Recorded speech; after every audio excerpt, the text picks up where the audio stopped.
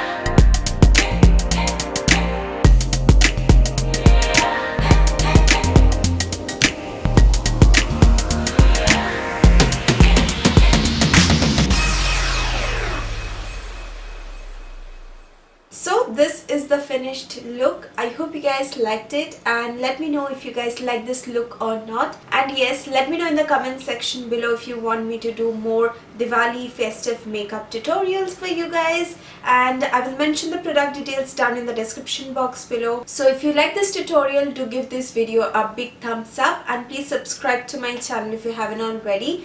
And yes, thank you for watching. I hope to see you guys on my next video. Till then, take care. I love you all. Mwah. Bye guys.